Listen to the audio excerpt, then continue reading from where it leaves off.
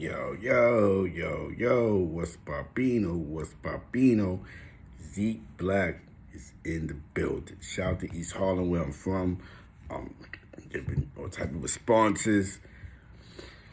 Cam responded to Mace. Mace made a snippet of a track, basically responding back to Cam. Murder Mace had the popcorn while Cam was speaking his speak. Just reading from East Harlem, man, and roaming around the streets of Harlem, man. They both got their own story, right? And I look for the key points, you know what I'm saying? I don't look for the person who, you said I got chased or you got chased by, like those are just, the shots that, that's the response to that, you know what I'm saying? So that's their little thing, you know what I'm saying? It's just like when the Hell Rail got chased around by TV and them, you know what I'm saying? That's they personal thing that just hit the internet. But that's personal, you know what I'm saying?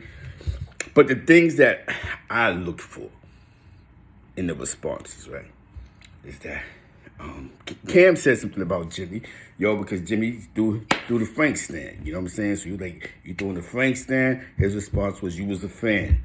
What Jimmy did, I ain't gonna front, was calculated in that era of calculation. Now, back in my time, the dudes that was getting some money, right? Whoever had the crib to put some work in was the winner, because that's who ate. Most of the dudes that used ate the stash, because most dudes couldn't stash work in their house, and when you got to a certain level, you know what I'm saying? You needed a safe space where you could run your operation from all day, right? So whoever had a crib or had access to a crib that you could do that, you was the biggest winner. And most of the guys that had spots like that was individuals that worked or lived with their grandmother, and it was safe spaces, right? So Jimmy, he has a crib, Wella house. Rest in peace to Wella, you know what I'm saying? He got grandma crib, right? So grandma, rest in peace. These dudes is rapping. You want a spot you can hang out with sometime, you can come to the crib.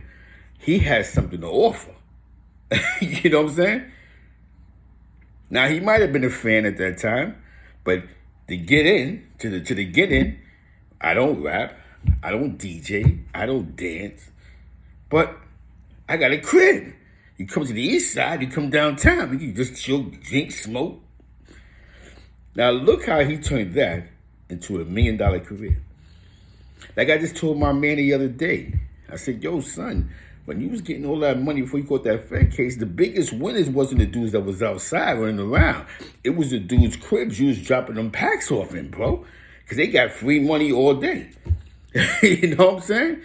Definitely shout out to my man Money Making Mike. Now, talking about Money Making Mike, right? Rock City was his partner. That's what he caught the Fed case out of Jeff. I was there when he first put that together. I was there when the phone call made, when the phone call dropped, and whatever the case may be. We're not here to throw slander on nobody. Him and Rock started getting money. Rock City from Jeff, that's Cam Man on the east side. You know what I'm saying? So he had peoples on the east side. You know what I'm saying? That don't think Cam played basketball, rapped, and played and hung it on 40 for a day. He had a good connection on the east side. You know what I'm saying? Shout out to Coach Dave and all. Rest in peace, Big Joe. Now, when I was pulling up to Jeff, even though I used to live across the street from there, but in my older age, when I was in Norman Thomas pulling up, it was first half versus second half. It was a war going on in Jeff back then. I'm not gonna go into to the specifics of that. You know what I'm saying? But I remember Manhattan Center had a squad, and there was Mace and the rest of them. They was all that Manhattan Center squad. So Jimmy in that storyline, Jimmy was a winner in that.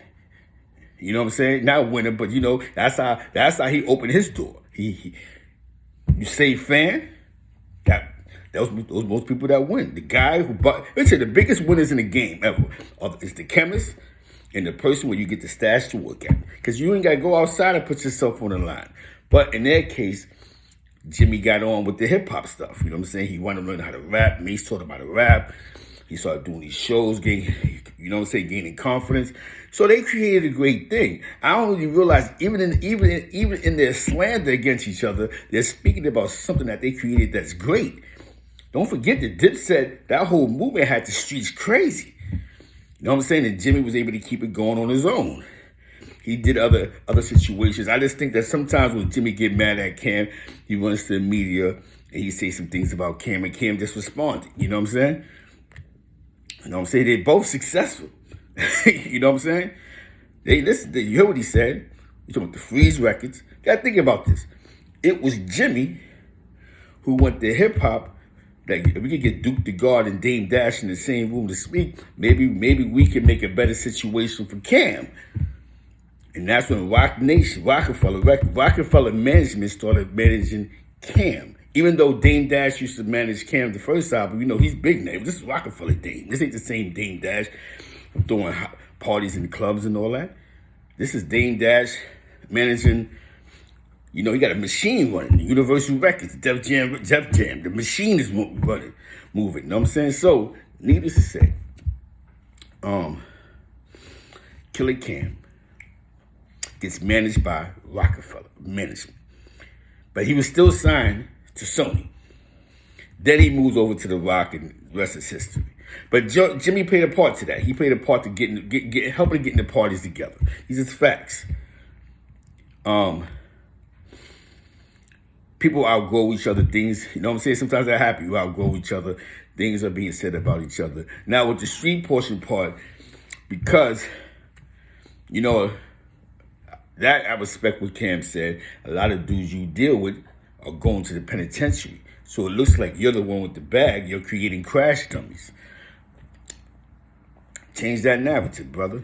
Only you can change the narrative, but it's up to them to change their own narrative. Some dudes just want to be dirty blood niggas or dirty niggas. You can't stop that. You can just open the door. Yo, some dudes ain't humble enough to carry the records in the club. You know what I'm saying? Some dudes ain't humble enough to go, I'm just gonna be security tonight. Everybody want to be the superstar. And that's what comes with it. When your bag ain't right, is you're gonna catch a new one. You know what I'm saying? It's a unique story about some dudes, a guy from the Bronx that found a way in East Harlem to get to a bag. A guy from Harlem that was rhyming, playing basketball, rhyming, he found the way, and boom. Like I said, we can't forget about the McGruffs, the Big L. Remember, Big L was the one that had the deal first. Remember, Big L digging in the crazy Big L? Then McGruff and the rest. No, there's a whole bunch of names. Shout out to Kick and Pre was out there. Kick and Pre Mistake, DJ SNS.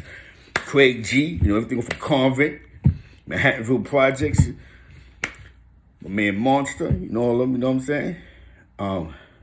It's a lot going on. Dudes just trying to get on in hip hop, and these guys found a wave, you know? You can't forget about Cardan and all of them.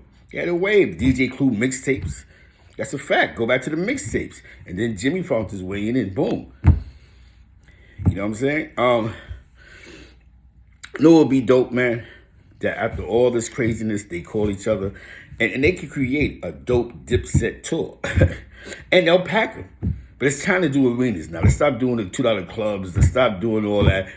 It's time to really do it to them. You know what I'm saying?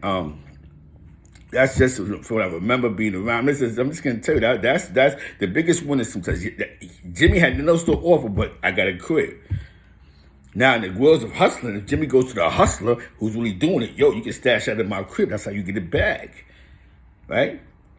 So he did what somebody would have did hustling with hip hop. Got on, became a rapper, went gold, platinum, and you know, there's some things they got to speak about to themselves. With that being said, yo, salute. That was a dope response back, Jimmy. And Cam, that was an ill response. And, you know, let's keep it hard and keep it safe. You know what I'm saying? You know, it is what it is, man. No, we're on from the east side. You know what I'm saying? Washington Projects, your wigs, you see. You know what I'm saying? And with that being said, you know, rest in peace to all those. Now, before I go, right, Cam said something, and it was deep. He said Jimmy ran with the BMF guys, right? And that sort of touched me because my friend David be here today had he ran. There's nothing wrong with running, man.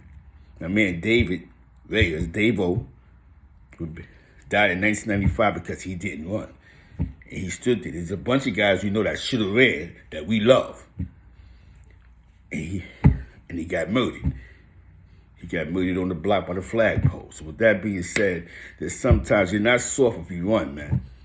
21 gun salute, Zeke Black, Washington, Lexington. Get in tune with the UP clothing line. My man Hakeem out there. Rest in peace, Bubbles. You know what I'm saying? And White. Shout out to my man Money Making Mike from the Hilltop. You know what I'm saying?